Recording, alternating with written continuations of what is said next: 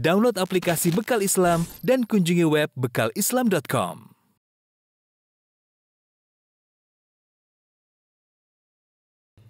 Bismillahirrahmanirrahim. Assalamualaikum warahmatullahi wabarakatuh. Alhamdulillah, salatu wassalamu ala rasulillah wa ala alihi wa sahbihi wa ala. Hadirin hadirat yang dirahmati oleh Allah Subhanahu wa taala. Kita lanjutkan pengajian kita tentang sirah nabawiyah. Pada pertemuan sebelumnya telah kita bahas tentang terjadinya Bai'atul Aqabah yang kedua, yang kemudian utusan kaum Ansar pulang ke kota Madinah, kemudian mereka pun berdakwah sebelum hijrahnya Nabi sallallahu alaihi wasallam. Maka orang-orang pun banyak yang masuk Islam. Keluarga mereka masuk Islam, kerabat mereka masuk Islam, ya, pembesar-pembesar mereka masuk Islam, dan hampir seluruhnya masuk Islam kecuali segelintir kecil yang belum masuk Islam. Di antara para pembesar-pembesar kaum Ansar yang belum masuk Islam adalah Amr bin al-Jamuh radhiyallahu taala anhu. Ya, dia masuk Islam juga, tetapi kisah Islamnya agak aneh disebutkan oleh para ulama, ya. Amr bin Jamuh memiliki seorang anak yang bernama Mu'adz bin Amr, dan Mu'adz bin Amr bin Jamuh termasuk yang ikut serta dalam Bai'atul Aqabah. Dan Amr radhiyallahu anhu dahulunya memiliki sebuah patung yang terbuat dari kayu disebut dengan Manat. Dan ini kebiasaan orang-orang jahiliyah dahulu, mereka membuat patung mereka, ada yang dari kayu, ada yang dari batu, ya.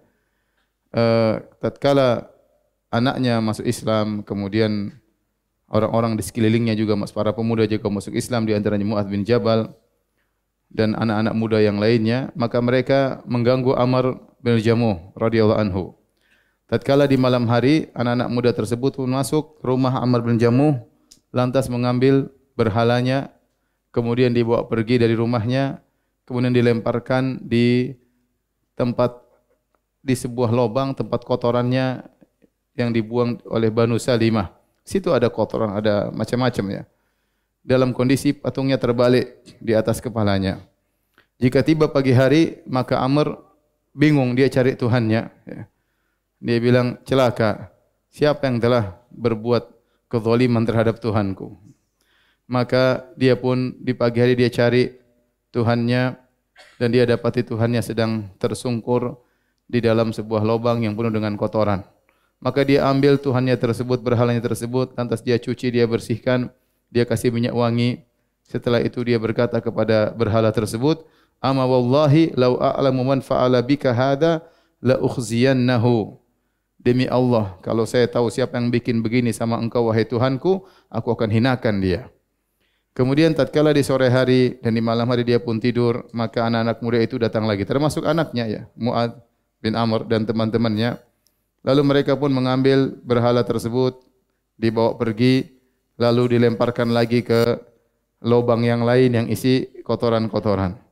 Maka pagi-pagi dia cari lagi, mana Tuhanku? Maka dia pun bersihkan Tuhannya, kemudian dia mandikan, kemudian dia kasih minyak wangi, kemudian dia taruh lagi di tempatnya, dan besoknya begitu lagi. Dan terjadi berulang-ulang, ya. Akhirnya dia jengkel, maka suatu hari dia ambil pedang, dia gantungkan di berhalanya tersebut. Dia berkata kepada Tuhannya, "Inni wallahi la a'lamu man yasna'u bika ma ara." Wahai Tuhanku, demi Allah aku tidak tahu siapa yang bikin kayak begini sama engkau. Fa in kana fika khairun famtani, ya. Fa hadha sayf ma'aka.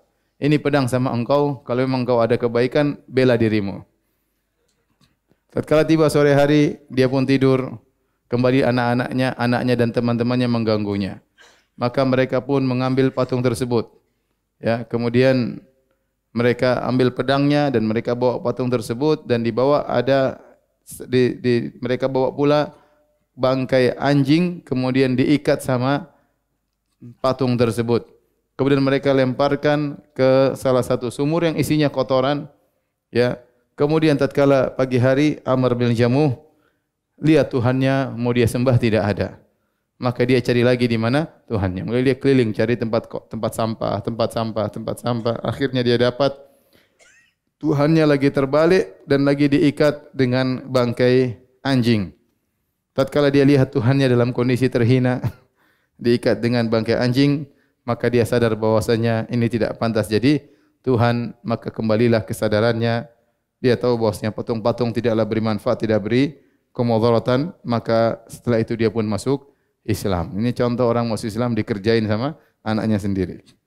Dan akhirnya dia menjadi seorang sahabat mulia dan akhirnya akan meninggal dunia mati syahid dalam perang Uhud. Ya, Amr bin Jamuh dalam perang Uhud dia dalam kondisi pincang. Rasulullah SAW kasih uzur dia tidak ikut perang karena kakinya pincang.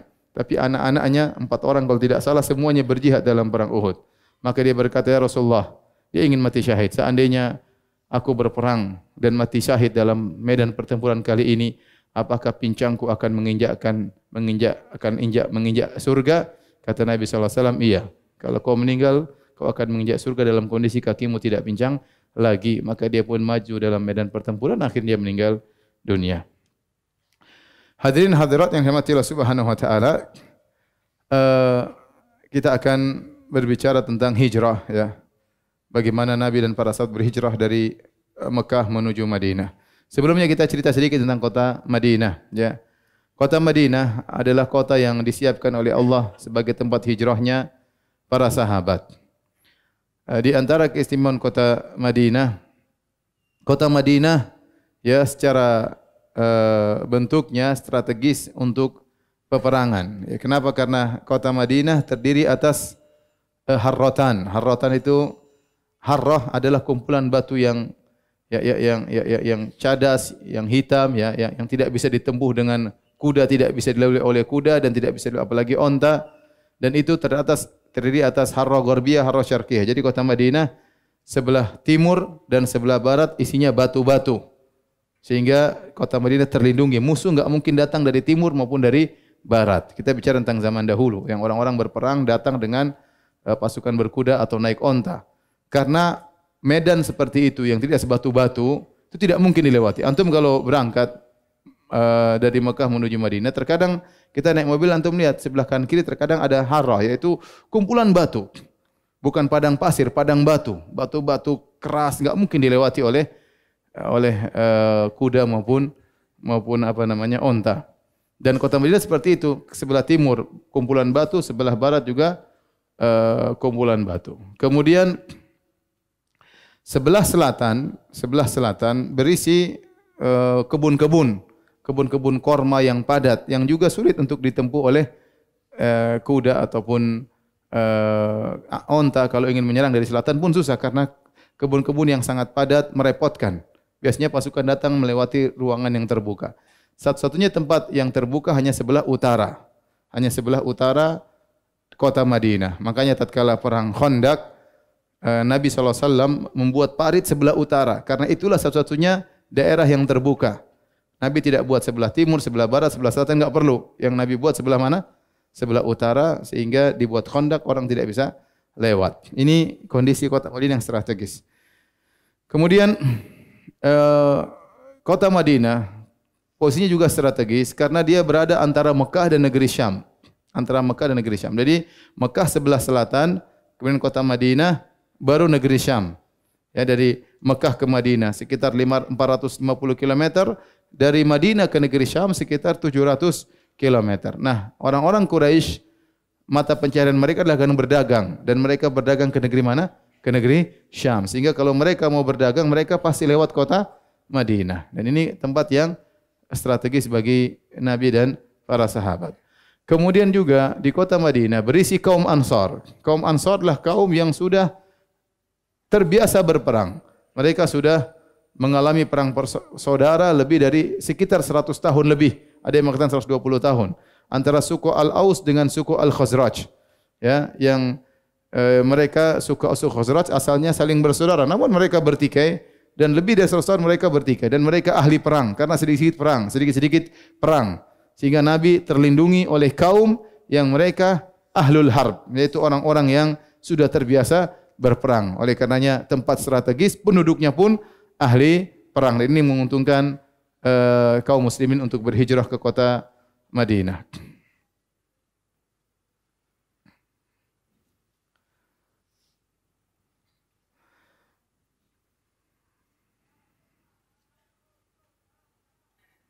Baik, hadirin dan hadirat yang Allah Subhanahu wa taala. Adapun hijrah dimulai dari Rasulullah SAW bermimpi. Ya, Rasulullah SAW bermimpi, kata Rasulullah SAW, Inni uritu daru hijratikum dhata nakhlin baina labatain wa humal harratan. Aku diperlihatkan tentang tempat kalian berhijrah, yaitu suatu tempat yang isinya banyak kormanya, banyak kebun korma, dan di antara dua kumpulan batu harrah yang tadi kita sebutkan, kumpulan padang batu. Ya.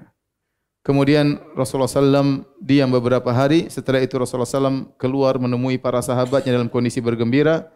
Beliau berkata, Qad ukhbirtu bidari hijratikum wa hiya Yathrib. Tadinya dikabarkan, diperlihatkan oleh Nabi hanya sekedar bentuk negeri tersebut. Karena Nabi tidak pernah ke kota Madinah. Ya, Nabi tidak pernah Nabi pernah dulu waktu masih kecil ya, tapi Nabi tidak begitu hafal karena tempat yang seperti itu banyak, yang ada kebun-kebun korma begitu banyak ya. Tapi Nabi tidak jelas begitu melihat kondisi seperti itu, dia tidak menyangka kalau itu kota Madinah. Sampai akhirnya Rasulullah SAW diperlihatkan kedua kali, ternyata adalah Yathrib. Yathrib adalah Madinah. Faman aradal khuruj falyakhruj ilaiha. Kata Nabi, barang siapa yang ingin berhijrah, maka berhijrahlah. Dalam hadis yang lain, hadis riwayat Bukhari dan Muslim, kata Nabi SAW, Ru'aitu fil manami ani uhajiru min Makkah ila ardi biha nakhlun. Aku lihat dalam mimpiku, aku berhijrah dari Mekah menuju tempat yang penuh dengan korma. Fadhahaba wahli ila annaha al-yamamah au hajar. Aku menyangka tempat tersebutlah Yamamah atau Hajar yang juga penuh dengan kebun korma. Kan di Jazirah banyak tempat-tempat yang penuh dengan korma. Yamamah, ada Hajar, ada Khaybar, penuh dengan korma. Ya. Fa idza hiyal madinatu Yathrib. Ternyata kota tersebut kota Madinah atau Yathrib. Kemudian Nabi SAW juga bersabda dalam hadisnya, Umirtu bi qaryatin ta'kulul qura. Aku diperintahkan untuk berhijrah ke suatu negeri yang akan memakan negeri-negeri yang lainnya. Ini isyarat bahwasanya kota Madinah akan menjadi ibu kota yang akan menundukkan banyak kota. Ya. Maka Nabi mengatakan, aku diperintahkan untuk berhijrah ke suatu negeri yang akan memakan kota-kota yang lainnya. Yaquluna Yathrib. Mereka berkata kota Yathrib. Wahiyal Madinah. Kota tersebut adalah Madinah. Tanfin nasa kama yanfil kir khabathal hadid. Kota Madinah akan mengusir orang-orang yang buruk sebagaimana alat pandai besi akan menghilangkan karat dari besinya. Maka para sahabat tatkala mendengar kabar untuk berhijrah ke kota Madinah, tadinya mereka berhijrah ke negeri Habasyah. Negeri Habasyah susah. Habasyah negeri yang jauh, kemudian harus naik kapal. Negeri Ethiopia, kemudian mereka bukan orang Arab, ya, tempatnya juga tidak cocok bagi mereka, lebih miskin dari kota Mekah, ya. Kurang pas. Ya, tetapi di Madinah mereka lebih senang karena Madinah masih Jazirah Arab, masih orang-orang Arab, kemudian perkebunan subur. Maka berangkatlah para sahabat, mulailah mereka berhijrah. Ya, mereka keluar diam-diam, ada yang berjalan, ada yang naik kendaraan, yang bisa berhijrah, berhijrah. Adapun Nabi SAW, beliau tidak berhijrah. Beliau menunggu perintah dari Allah Subhanahu wa taala, bahkan beliau termasuk orang-orang yang paling terakhir berhijrah menuju kota Madinah. Rasulullah SAW ingin seluruh para sahabat berhijrah, lihat mereka aman sudah berpindah, baru Nabi belakangan berhijrah. Adapun orang-orang yang pertama kali berhijrah di antaranya adalah Musa bin Umair radhiyallahu anhu, Ibnu Ummi Maktum. Kemudian mereka berhijrah, sebagaimana kita sebutkan mereka berhijrah sebelum Nabi jauh, dan mereka mengajarkan Al-Quran kepada kaum Ansar. Kemudian Ammar bin Yasir berhijrah, kemudian Bilal, kemudian Sa'ad, kemudian Umar bin Khattab radhiyallahu anhu datang dalam rombongan 20 orang. Namun ternyata tatkala para sahabat berhijrah tidak semudah yang dibayangkan. Mereka menghadapi berbagai macam ujian dan cobaan. Orang-orang Quraisy tidak ingin mereka berhijrah. Padahal sebenarnya biarin aja para sahabat kaum muslimin berhijrah sehingga kota Mekah kosong dari orang-orang Islam. Bukankah ini yang mereka inginkan? Tidak ada lagi yang berdakwah, tidak ada lagi yang mencela Tuhan-Tuhan mereka, tidak ada lagi yang melarang mereka untuk menyembah berhala. Harusnya mereka senang tatkala orang-orang Islam keluar dari kota Mekah. Namun kenyataannya ternyata orang-orang Quraisy tidak senang. Mereka tidak senang kaum muslimin berhijrah. Banyak sebab. Di antaranya pertama, mereka tahu kaum muslimin berhijrah ke mana? Ke kota Madinah, yang di situ ada orang-orang yang ahli perang. Mereka ke sana berarti menyusun kekuatan. Suatu saat akan kembali lagi, dan ini adalah potensi malapetaka di kemudian hari. Mereka sadar akan hal tersebut. Mereka sadar juga kalau kota Madinah sampai dikuasai oleh kaum muslimin akan mengganggu perdagangan mereka. Repot. Sementara mereka akan berdagang menuju negeri Syam pasti lewat kota Madinah. Dan mereka tidak ingin ada bermarkas kaum muslimin di kota yang merupakan jalur perdagangan mereka. Kemudian di antara sebab mereka tidak suka orang-orang Islam berhijrah karena mereka malu didengar oleh orang-orang lain ternyata orang-orang Quraisy mengusir kerabat-kerabat mereka dari rumah-rumah mereka, dan ini mereka ingin menjaga reputasi mereka, menjaga citra mereka, sehingga mereka tidak ingin berita ini tersebar di Jazirah Arab karena itu aib bagi mereka. Bagaimana mereka mengusir, menyiksa saudara-saudara mereka sampai harus keluar dari negeri mereka. Oleh karenanya, karena sebab-sebab ini di antaranya, mereka berusaha untuk mencegah kaum muslimin yang ingin berhijrah dari Mekah menuju kota Madinah. Oleh karenanya, para sahabat mengalami banyak cobaan. Di antaranya yang dialami oleh Ummu Salamah radhiyallahu taala anha yang bernama Hind bintu Abi Umayyah bin Al-Mughirah radhiyallahu taala anha. Ummu Salamah namanya Hind bintu Abi Umayyah ibn Al-Mughirah Al-Makhzumiyah. Bapaknya Abu Umayyah bin Al-Mughirah. Al-Mughirah ini punya anak banyak. Al-Mughirah di antaranya Al-Walid ibn Al-Mughirah. Di antaranya Hisham ibn Al-Mughirah. Di antaranya Abu Umayyah ibn Al-Mughirah. Hisham ibn Al-Mughirah punya anak namanya Abu Jahal. Walid ibn Al-Mughirah punya anak namanya Khalid ibn Al-Walid. Kemudian Abu Rabi'ah ibn Al-Mughirah punya anak namanya Ayyash bin Abi Rabi'ah. Kemudian Abu Umayyah ibn Al-Mughirah punya anak namanya Ummu Salamah, Hind binti Abu Umayyah ibn Al-Mughirah. Sudah hafal belum ya? Al-Mughirah ini punya anak, kalau tidak salah 5. Di antaranya Hisham. Hisham ini bapaknya Abu Jahal. Makanya Abu Jahal bin Hisham ibn Al-Mughirah. Di antaranya Al-Walid. Al-Walid ini bapaknya Khalid bin Walid. Makanya namanya Khalid ibn Al-Walid ibn Al-Mughirah. Di antaranya Abu Rabi'ah, bapaknya Ayyash. Ayyash bin Abi Rabi'ah ibn Al-Mughirah. Di antaranya Abu Umayyah ibn Al-Mughirah. Itu bapaknya Ummu Salamah. Semuanya dari Bani Makhzum. Sudah kita sampaikan berulang-ulang. Bani Makhzum adalah kabilah Quraisy yang bersaing dengan kabilah Bani Hashim. Semuanya sama-sama Quraisy. Tetapi Bani Makhzum memiliki tokoh-tokoh hebat di Mekah, sebagaimana Bani Hashim juga memiliki tokoh-tokoh hebat di Mekah, seperti Abu Talib, seperti Al-Abbas bin Abdul Muttalib, seperti Abu Lahab. Ini tokoh-tokoh Bani Hashim. Bani Makhzum juga ada Abu Jahal, ada Walid bin Mughirah, ada tokoh-tokoh hebat. Nah, di antara cucunya Al-Mughirah, Al-Makhzumi adalah Ummu Salamah. Ummu Salamah yang namanya Hind bintu Abi Umayyah bin Al-Mughirah. Suaminya namanya Abdullah bin Abdul Asad. Dan Abu Salamah namanya Abdullah bin Abdul Asad. Abu Salamah ini adalah sepupunya Nabi SAW. Karena Abu Salamah ibunya namanya Barrah bintu Abdul Muttalib. Barrah bintu Abdul Muttalib. Jadi Barrah itu saudarinya bapaknya Nabi Abdullah. Abdullah bin Abdul Muttalib, Abu Talib bin Abdul Muttalib, Abu Lahab bin Abdul Muttalib. Di antaranya Barrah bintu Abdul Muttalib. Jadi Nabi SAW dengan Abu Salamah sepupuan. Apalagi ternyata Abu Salamah saudara susuan juga bagi Nabi. Selain sepupunya, saudara susuan. Karena Nabi disusui oleh Thuwaibah, budaknya Abu Lahab. Dan setelah itu Thuwaibah menyusui Abu Salamah radhiyallahu anhu, sehingga Nabi dan Abu Salamah sepupuan sekaligus saudara susuan. Paham tidak? Baik. Enggak paham enggak masalah. Lanjut. Ummu Salamah adalah wanita yang pertama kali berhijrah ke kota Madinah. Dalam hadis disebutkan dari Mujahid, Ummu Salamah awwalu dha'inatin qadimatil Madinah muhajiratan. Dia adalah wanita yang pertama kali datang kota Madinah dalam kondisi berhijrah. Adapun ujian yang dialami oleh Ummu Salamah, maka disebutkan oleh Ibnu Ishaq dalam sirahnya dengan sanad yang hasan. Kita dengarkan Ummu Salamah bercerita tentang kisahnya, ujian yang dia hadapi dipisahkan antara dia dan suaminya dan putranya.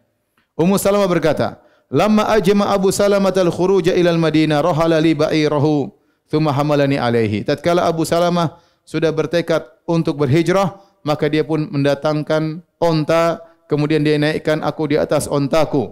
Kemudian dia meletakkan putra kami Salamah di atas pangkuanku. Thumma kharaja bi yaqudu bi ba'irahu. Kemudian dia pun keluar dari kota Mekah sambil menuntun ontaku. Tiba-tiba dilihat oleh rijalu Banil Mughirah. Tiba-tiba dilihat oleh paman-pamanku dari anak-anaknya Al-Mughirah, Maka mereka pun menghadang suamiku dan mereka mencegah suamiku. Kata mereka, "Engkau pergi silakan, tapi ini putri kami mau dibawa ke mana?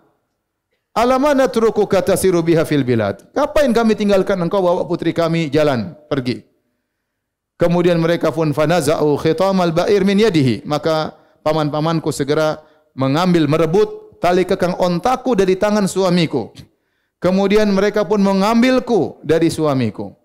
Tatkala itu ternyata Banu Abdul Asad, saudara-saudaranya Abu Salamah melihat mereka. Abu Salamah namanya Abdullah bin Abdul Asad. Dia punya saudara-saudara. Lihat saudara mereka Abu Salamah digitukan. Ini semuanya dari Bani Makhzum, sama-sama dari Bani Makhzum. Saudara-saudaranya Abu Salamah, saudara-saudaranya Ummu Salamah, sama-sama dari Bani Makhzum, sama-sama musyrik. Tetapi karena fanatik, dilihat putrinya digituin, saudaranya digituin, maka mereka pun emosi. Kemudian mereka berkata, "La natruku ibnana indaha idh naza'tumuha min sahibina." Kalau begitu kalian telah merebut istri saudara kami dari saudara kami, maka kami tidak akan biarkan kalian bawa putra kami, itu cucu kami, tidak boleh kalian ambil. Maka Salamah pun diambil oleh mereka, dipaksa diambil dari Ummu Salamah. Tatkala Salamah diambil oleh mereka, ternyata paman-paman Ummu Salamah juga narik. Salamah anaknya ditarik, tangannya satu sini, tangannya satu sini. Kata Ummu Salamah, "Fatajadzabu ibni Salamah bainahum." Mereka pun tarik-tarikan Salamah di antara kami, hatta khala'u yadahu. Sampai akhirnya mereka tangannya lepas dari Salamah, Sampai saking kerasnya tangannya lepas. Wa antalaqa bihi Banu Abdul Asad, kemudian anakku diambil oleh saudara-saudara Abu Salamah. Adapun aku ditahan oleh paman-pamanku. Dan suamiku Abu Salamah terus melanjutkan perjalanan menuju kota Madinah. Kata Ummu Salamah, "Fa furriqa baini wa baina zauji wa baina ibni." Maka aku pun dipisahkan dari suamiku dan dari putraku. Apa yang terjadi? Fa kuntu akhruju kulla qadatin fa ajlisu bil abtah fama azalu abki hatta umsi. Maka tiap hari pagi aku keluar, aku menuju abtah, suatu tempat yang terbuka, lalu aku menangis di situ sampai sore hari. Sanatin au qariban minha. Hampir setahun, atau 1 tahun atau hampir setahun aku demikian kegiatanku. Namun mereka tidak mengasihiku. Mereka tidak peduli dengan Ummu Salamah. Tiap hari menangis, dipisahkan dari suaminya, dipisahkan dari anaknya, tapi paman-pamanku tidak peduli. Ummu Salamah menangis tiap hari, mereka tidak peduli. Hatta marra bi rajulun min bani ammi, sampai akhirnya ada salah seorang dari sepupuku lewat. Kemudian dia melihat kondisiku, maka dia pun kasihan kepadaku. Maka dia berkata kepada paman-pamanku, "Ala tuharrijuna min hadhil miskinah? Farraqtum baina wa baina zawji wa baina waladiha." Kenapa kalian tidak kasih jalan keluar bagi wanita yang miskin ini? Kalian telah pisahkan antara dia dengan suaminya, antara dia dengan anaknya. Maka akhirnya paman-pamannya berkata, "Ilhaqi bi zawjiki in syit." Kalau kau mau, susulah suamimu. Coba dari kemarin-kemarin. Sudah setahun baru apa? Susulah suamimu.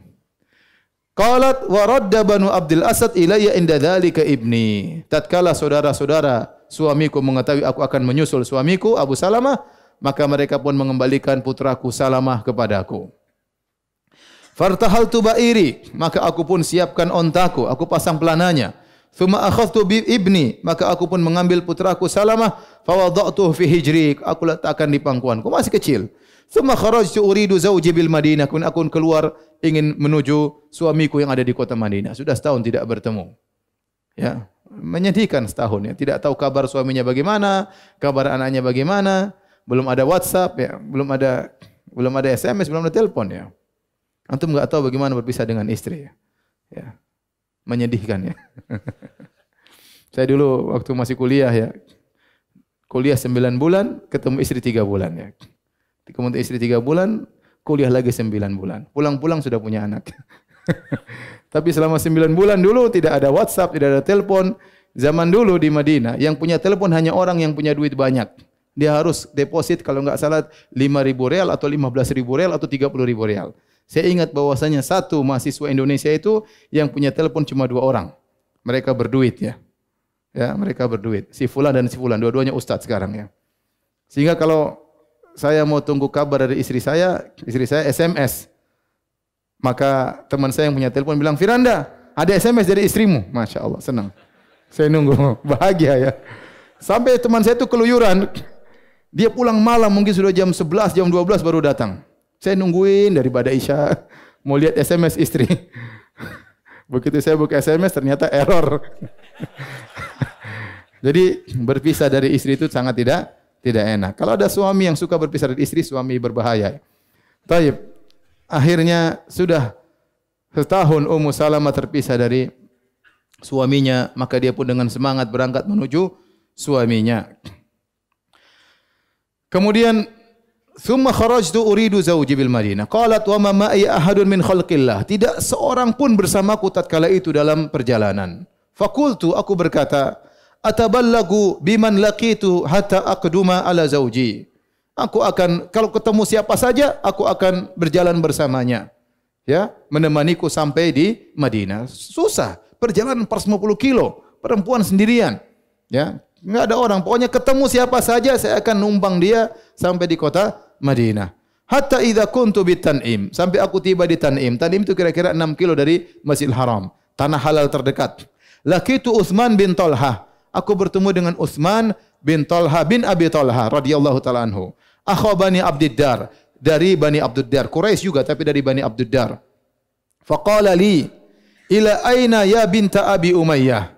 Hendak kemana pergi wahai putrinya Abu Umayyah? Abu Umayyah, bapaknya Ummu Salamah, Abu Umayyah bin Al-Mughirah adalah seorang yang terkenal di kalangan orang-orang Quraisy. Sampai dikenal dengan Zadur Raqib, yaitu Zadud artinya bekal para orang-orang musafir. Kalau dia sudah bersafar dengan puluhan orang, dia melarang tidak boleh ada yang bayar makanan, semua makanan saya yang tanggung. Jadi dia berangkat, dia bawa mungkin budak-budaknya, pokoknya kalau waktu makan semuanya dia yang tanggung. Selama perjalanan dari pulang sampai pergi sampai pulang. Masya Allah. Kita ingin punya teman-teman seperti ini ya. Mana Zadur Raqib sekarang? Pokoknya dia yang tanggung, tiket pulang pergi makan semua dia yang tanggung. Kalau ada teman seperti itu pegang rata-rata. Dia dikenal dengan Zadur Raqib. Maka orang kenal bapaknya adalah min ajwadil Arab, orang yang sangat dermawan. Dermawannya sampai demikian. Dia dermawan khusus seperti itu. Setiap orang bersafar, kalau safar sama dia, tenang, enggak usah mikir. Karena makanan pulang, pergi sampai pulang semuanya ditanggung sama Abu Umayyah, bapaknya Ummu Salamah. Maka bapaknya terkenal. Maka Utsman bin Talha berkata, "Ila aina ya binta Abi Umayyah? Hendak ke mana engkau pergi wahai putrinya Abu Umayyah?" Qultu, kata Ummu Salamah, "Uridu zawji bil Madinah." Aku ingin pergi menuju istriku di kota Madinah. Qala, "Awama ma'aki ahadun?" Adakah orang yang menemani engkau menuju kota Madinah? Qalat, "La, tidak ada yang menemaniku." Wallah, demi Allah tidak ada yang menemaniku. Illallah wa ibni hadza, yang menemaniku cuma Allah dan putraku Salamah ini. Qala, "Wallahi ma laki min matraq." Kata Utsman bin Talha, demi Allah kau tidak akan saya tinggalkan. Fa akhadha, ketemu langsung, tidak ada persiapan, ketemu di tengah jalan, langsung dia pingin tolong, bayangkan. Fa akhadha khitamal ba'ir, maka dia langsung memegang tali kekang unta tersebut. Fantalaka ma'i yahwi bi, maka dia pun jalan bersamaku menuju ke mana? Kota Madinah. Fa wallahi ma sahibtu rajulan minal arabi qat ara annahu kana akrama minhu. Demi Allah aku tidak pernah ditemani seorang Arab sama sekali yang lebih mulia daripada Utsman bin Talha ini. Kana idza balagal manzila ana khabi, thumma ista'khara anni hatta idza nazaltu ista'khara bi ba'iri fa hatta anhu ay rahla, thumma qayyadahu fi syajarah, thumma tanaha anni ila syajaratin fattaja'a tahtaha. Adapun kalau kami ingin nginap sebentar atau singgah, maka dia pun menurunkan onta, kemudian dia menjauh. Dia pergi jauh. Setelah dia pergi jauh, maka aku pun turun, aku pun pergi ke tempat yang jauh. Setelah itu dia datang lagi, baru kemudian dia bawa onta tersebut, kemudian dia ikat dan dia tidur di sana di tempat yang jauh. Itu kebiasaan dia. Ya. Kemudian fa idza dana rawah qama ila ba'iri faqaddamahu farahalahu thumma istakhara anni faqala irkabi. Adapun kalau waktu berangkat lagi, maka dia ontanya dia lepas dari pohon, kemudian dia bawa, dia taruh dekat aku, kemudian dia pasang pelananya, dia dudukkan ontanya, kemudian bilang silakan naik, kemudian dia pergi dulu. Dia tidak nungguin Ummu Salamah naik, enggak. Dia pergi dulu. Setelah itu kemudian Ummu Salamah apa? Naik. Setelah dia naik baru dia datang, setelah Ummu Salamah naik baru datang, baru kemudian dia tuntun lagi Ummu Salamah. Inilah yang menakjubkan Ummu Salamah. Lelaki ini lelaki yang amanah. Tidak mengambil kesempatan dalam apa? Kesempitan, ya. Dia perhatian sama wanita ini. Ini istri orang, maka dia hormati ya wanita ini. Inilah seorang putri dari Abu Umayyah, seorang yang terkenal dengan kedermawanannya. Maka Utsman bin Talha mensikapi Ummu Salamah dengan penuh penghormatan, ya. Padahal beda agama. Utsman bin Talha masih musyrik tatkala itu. Sementara Ummu Salamah seorang wanita muslimah yang terbuang di kota Mekah, tapi kemanusiaannya, sifat Arabnya muncul dan dia pun menghormati Ummu Salamah. Dia tidak kemudian jalan-jalan sama Ummu Salamah ngobrol-ngobrol, ya. Gimana sudah berapa lama? Enggak, ngobrol di jalan aja. Jangan aja. Ya, dia tidak ini tahu ini istrinya orang. Istrinya orang. Dan dia menjaga pandangannya. Bayangkan dia tidak melihat Ummu Salamah naik, tidak, dia tunggu naik, dia pergi jauh. Sudah naik, datang baru datang, kemudian dia pergi, ya. Maka seorang bertakwa kepada Allah, fitnah wanita di zaman sekarang luar biasa. Kalau ngobrol sama istri orang, hati-hati, ya. Ingat ini istri orang, istri teman Anda, istri saudara Anda. Maka jangan sampai kemudian ngobrol sama istri orang tanpa dihadiri oleh suaminya. Kalau ada suaminya enggak ada masalah. Tapi kalau enggak ada suaminya, ketawa ke TV, ngobrol sampai setengah jam, 1 jam, ada apa ngobrol sama istri orang? Ngobrol sama istri sendiri 5 menit sudah capek. Sama istri orang setengah jam apa? Kuat. Ya, hati-hati. Ini enggak benar, ya. Enggak benar. Orang sudah terfitnah. Ya, sebagian orang teleponan sama istri orang lain, ya. Sama istri orang lain setengah jam sampai 1 jam. Ngapain? Ada apa? Ya. Kenapa ente betah setengah jam? Enggak, ini lagi bicara masalah agama. Bicara masalah agama sampai setengah jam sama istri orang. Sudah bicara sama saya aja, Mas. Ngapain sama istri orang bicara agama? Oleh karena seorang berhati-hati, fitnah wanita bisa menimpa siapa saja. Dan fitnah wanita tidak pandang bulu. Tidak pandang bulu apakah orang berjenggot atau tidak berjenggot. Bukan berarti jenggot Anda panjang berarti Anda selamat dari fitnah wanita. Enggak, fitnah wanita bahaya. Maka seorang menjaga diri, menghalangi segala perkara yang bisa memfitnahnya. Maka jangan terlalu banyak kontak sama wanita-wanita yang tidak halal bagi Anda. Taib. Kemudian mereka berjalan terus 450 kilo sampai di kota Madinah. Falam yazal yasna'u dzalika bi hatta aqdamadil Madinah. Dan demikian dia memperlakukan aku sampai tiba di kota Madinah. Falamma nadhara ila qaryati Amr bin Auf. Tatkala dia melihat kampungnya Amr bin Auf di Quba, daerah Quba, dia berkata, "Zawjuki fi hadhil qaryah." Suamimu Abu Salamah di kampung ini. Dan Abu Salamah singgah di situ. Fadkhiliha ala barakatillah. Silakan masuk di kampung tersebut dengan keberkahan dari Allah. Tsumman sarafa raji'an ila Makkah. Kemudian dia pulang. Sudah selesai. Dia pulang. Subhanallah. Tanpa ngomong apa-apa, tanpa bilang jangan lupa ya sama saya ya. Enggak. Nomor telepon saya. Enggak, langsung pulang. Langsung pulang. Subhanallah. Dan wallahu alam bisawab, kebaikan hatinya ini, wallahu alam bisawab, kebaikan hati Utsman bin Abi Talha inilah yang akhirnya membuat dia masuk Islam di kemudian hari. Meskipun dia masuk Islam nanti setelah perjanjian Hudaybiyah. Ini dia masuk Islam sekitar 6 tahun atau 7 tahun setelah kejadian ini. Baru dia masuk Islam radhiyallahu anhu. Kemudian di antara yang berhijrah juga di awal-awal hijrah adalah Amir bin Rabi'ah wa zawjihi radhiyallahu anha, yaitu Laila bintu Abi Hathamah. Dan ini sudah kita ceritakan pada kisah sebelumnya tatkala mereka hendak berhijrah, yaitu Amir bin Rabi'ah dengan istrinya Laila bintu Abi Hathamah. Tatkala mereka hendak berhijrah, kemudian Umar datang. Umar bertanya, hendak ke mana wahai engkau, wahai Laila binti Abi Hathamah, Ummu Abdullah, hendak ke mana? Kemudian kata istri yakni Amir bin Rabi'ah, kami akan pergi mencari solusi. Kalian telah menyiksa kami, kalian telah mengintimidasi kami, kalian telah mengganggu kami. Kami akan pergi ke bumi Allah yang lain sampai kami temukan solusi.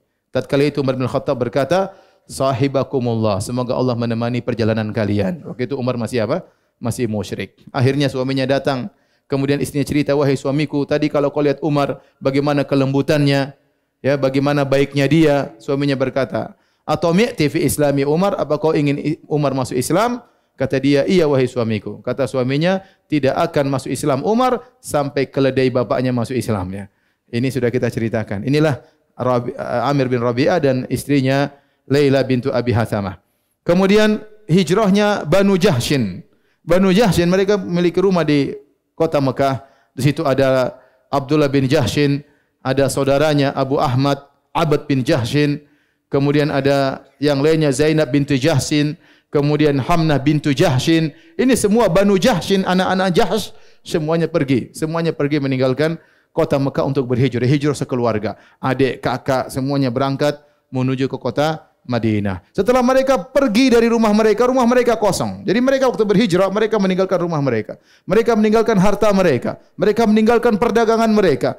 Ya, rumah mereka mungkin sejak mereka kecil di situ harus mereka tinggalkan. Kemudian mereka tinggalkan rumah dalam kondisi kosong. Tatkala rumah mereka dalam kondisi kosong, maka Abu Jahal, Al-Abbas bin Abdul Muttalib, kemudian Utbah bin Rabi'ah, ini tokoh-tokoh kaum musyrikin. Mereka naik di suatu tempat yang tinggi, mereka lihat rumahnya Jahash dari kejauhan, terbuka pintunya, tertiup angin. Tidak ada orangnya, tidak ada isinya.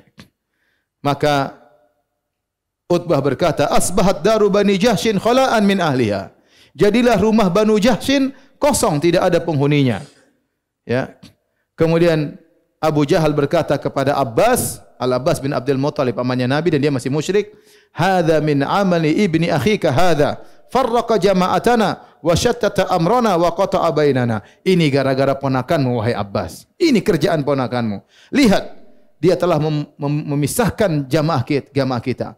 Ya, memporak-porandakan jamaah kita, merusak urusan kita. Gara-gara ponakanmu. Padahal gara-gara dia. Abu Jahal yang bikin masalah di kota Mekah. Yang menyiksa, kalau enggak ada yang menyiksa, ngapain mereka pindah? Ya, ngapain mereka berhijrah? Mereka berhijrah karena disiksa oleh Abu Jahal CS. Ya. Oleh karenanya Abu Jahal ini melemparkan kesalahan kepada Rasulullah sallallahu alaihi wasallam. Kemudian di antara yang berhijrah adalah Umar bin Khattab dan Ayyash bin Abi Rabi'ah. Umar bin Khattab radhiyallahu anhu berhijrah, ya, bersama dua temannya, yaitu Hisham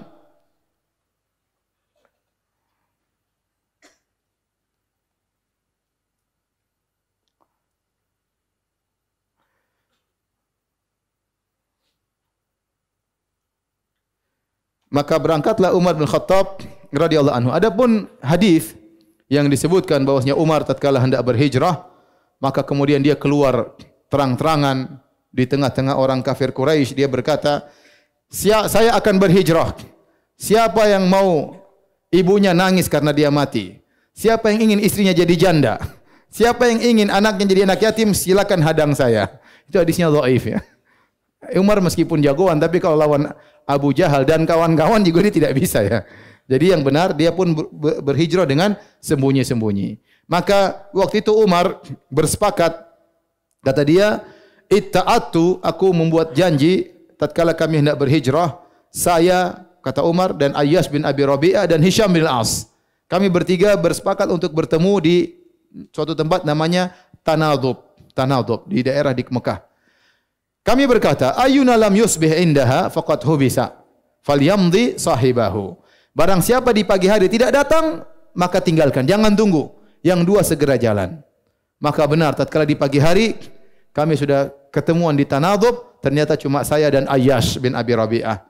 Sementara Hisham ditahan oleh orang-orang musyrikin. Hisham bin bin Al-As, Hisham bin Al-As, saudaranya Amr bin Al-As. Saudaranya Amr bin Al-As radhiyallahu taala yang juga nanti akan masuk Islam. Tinggal dua orang yaitu Umar dan Ayyash bin Abi Rabi'ah. Kemudian tatkala mereka hendak pergi, kemudian mereka sudah berjalan dan mereka selamat sampai di kota Madinah. Setelah mereka berjalan sampai kota Madinah, ternyata Ayyash bin Abi Rabi'ah disusul oleh Abu Jahal.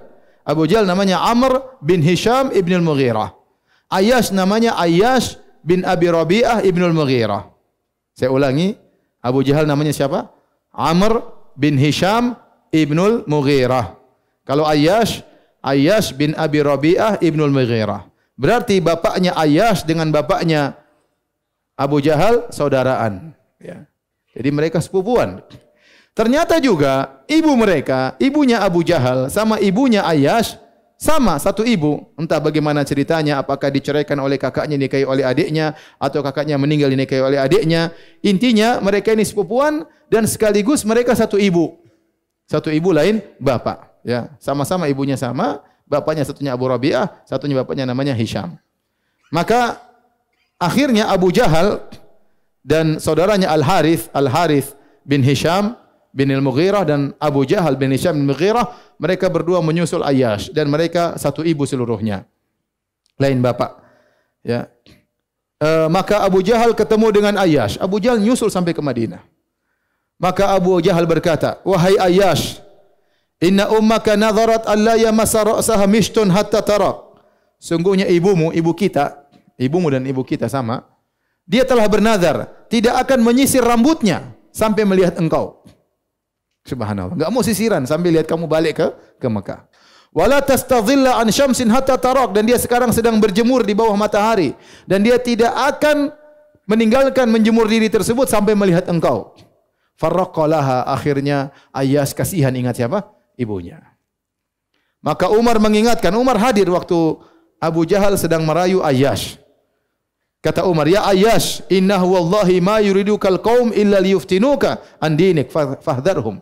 Wahai Ayyash, hati-hati, mereka berdua ini tidaklah menginginkan darimu kecuali agar memfitnahmu agar kau meninggalkan Islam dan kembali kepada kesyirikan.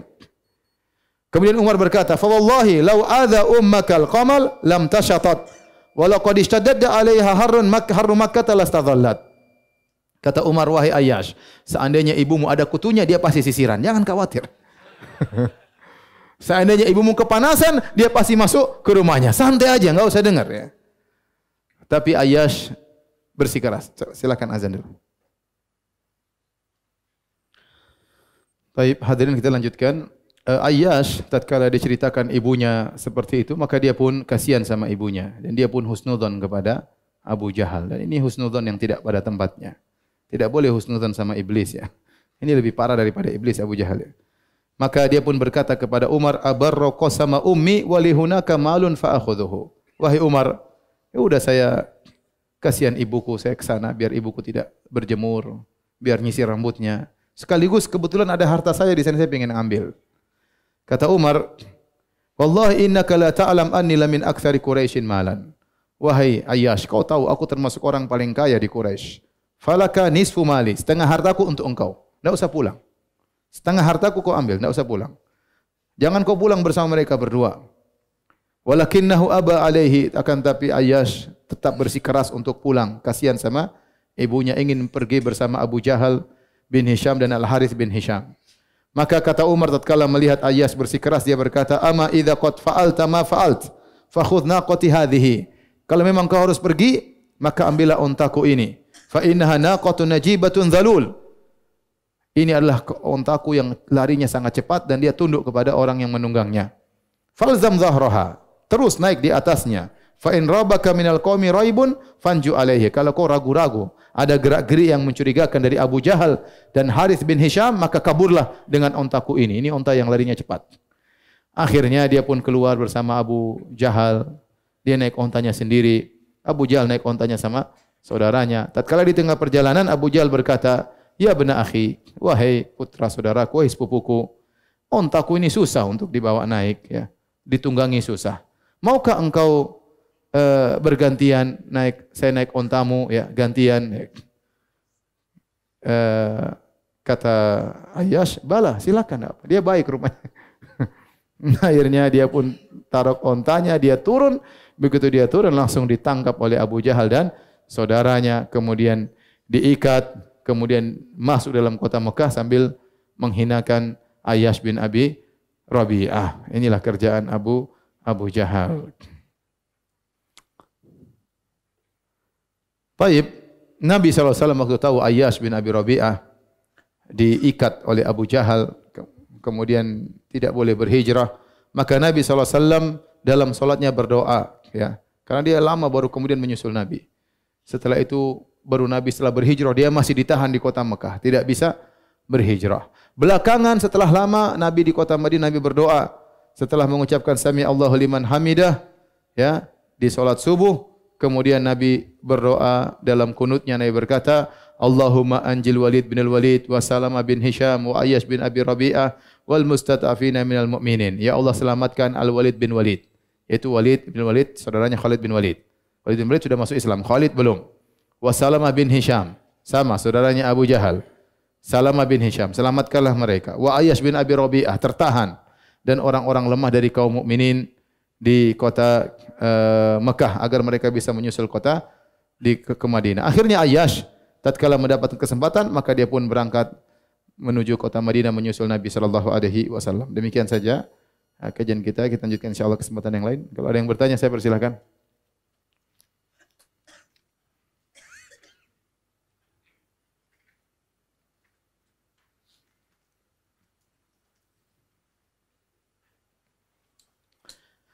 Apa nama kitab yang sedang Ustaz bahas? Apakah ada yang mensyarah? Ini kitab yang saya baca tadi judulnya Lu'lu'ul Maknun fi Siratin Nabiyil Ma'mun karangan Al-Azimi, ya. 4 jilid, ya. Belum diterjemahkan, ya. Belum diterjemahkan.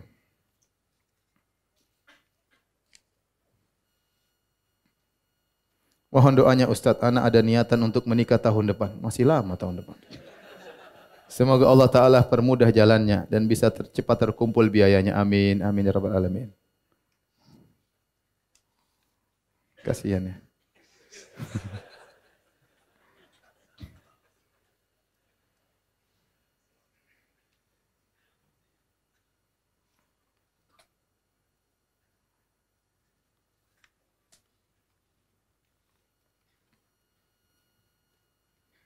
Ustaz, apakah boleh solat laki-laki dan perempuan satu saf dan rapat jika darurat? Jangan satu saf, ya. Kalau bisa terpisah. Jangan berdempetan. Pisah. Laki-laki dan perempuan harus apa? Pisah. Kalau darurat tidak ada tempat seperti sebagian di mal tempatnya sempit, ya. Akhirnya terkadang laki-laki sebelah kanan, perempuan sebelah kiri, ya. Tapi jangan rapat, jangan apa? Berdempetan, ya. Kalau darurat mau diapain lagi? Hukum asalnya laki di depan, perempuan di belakang. Tapi dalam kondisi darurat mudah-mudahan tidak mengapa. Tapi asalnya tidak demikian, ya.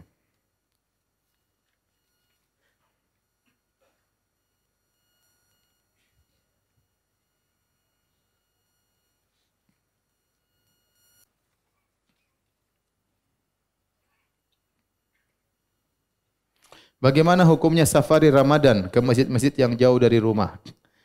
Ngapain ngabisin waktu ke masjid jauh-jauh, ya? Kita kalau tidak ada tujuan tertentu, misalnya pengajian lain cerita, kita ada pengajian tertentu misalnya, atau ada masjid di suatu tempat yang mungkin imamnya bacanya enak sampai khatam, maka kita ke sana, enggak ada masalah. Tapi kalau kita jadwalkan hari ini masjid ini, besok masjid sana, ya, saya rasa tidak perlu, ya, tidak perlu, ya, kecuali ada kemaslahatan yang khusus, ya. Dan kalau sampai safar tidak boleh, kalau tidak safar tidak mengapa. Tapi kalau sampai safar, sampai jauh sekali, ingin sholat di masjid di Bandung misalnya atau masjid di tempat yang jauh, ini maka tidak boleh karena Nabi SAW bersabda la tusyaddur rihal illa ila salasati masajid. Tidak boleh bersafar untuk mencari keberkahan kecuali di 3 masjid. Masjidil Haram, Masjidil Nabawi dan Masjid Aqsa.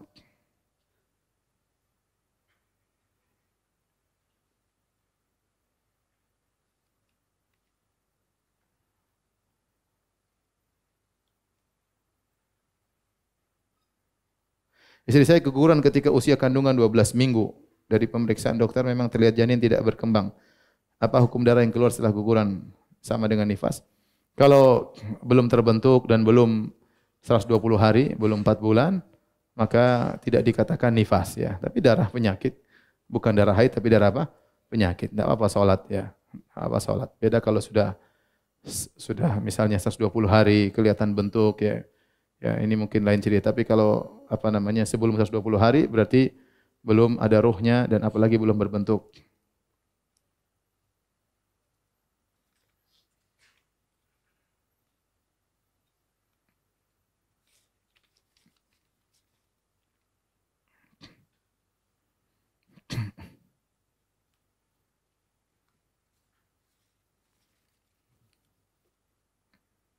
Ustaz, bagaimana hukum solat di antara tiang? Solat di antara tiang, solat baina sawari, hukum asalnya makruh. Tetapi kalau masjid sudah full, tidak mengapa, tidak makruh lagi. Tetapi kalau masjid masih kosong, maka hendaknya dihindari solat di antara dua tiang. Kalaupun solat tetap aja sah, cuma hukumnya makruh.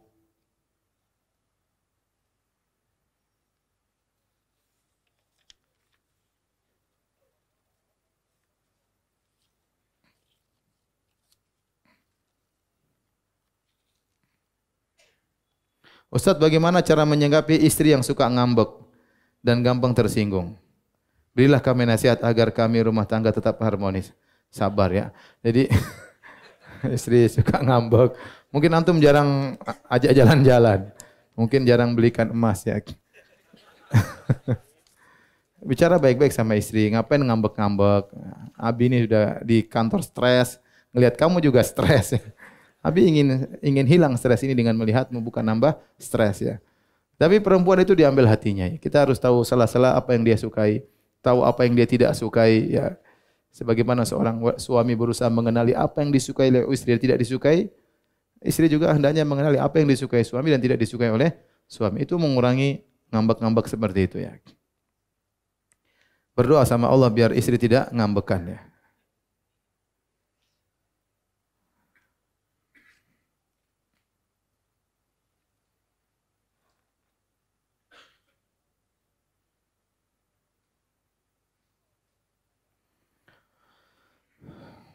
Ustaz, apa hukumnya bagi pemuda yang berzina dengan orang tua yang sudah sepuh?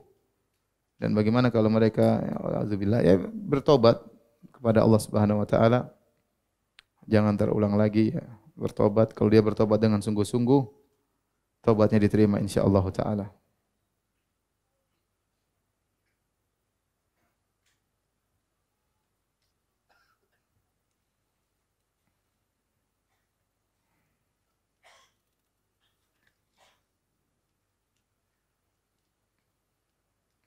Saya ingin bertanya, apakah Ibnu Taimiyah berpendapat bahwa Allah adalah seorang pemuda berambut ikal berada di surga? Ini bohong ya. Ini dosa besar ya. Ibnu Taimiyah tidak berpendapat demikian. Ibnu Taimiyah menyampaikan hadis tentang hadis yang sahih, ra'aitu rabbi fi ahsani surah. Kata Nabi sallallahu alaihi wasallam, aku melihat dalam mimpiku Allah Subhanahu wa taala, dalam mimpi aku lihat dalam bentuk yang terindah. Dalam sebagian riwayat dalam bentuk seorang pemuda ya, pemuda yang intinya yang tampan ya. Dan lihat dalam mimpi bukan berarti Allah seperti itu. Dan ini dijelaskan oleh Ibnu Taimiyah, dia bantah. Hadis ini maksudnya bukan bentuk Allah seperti itu.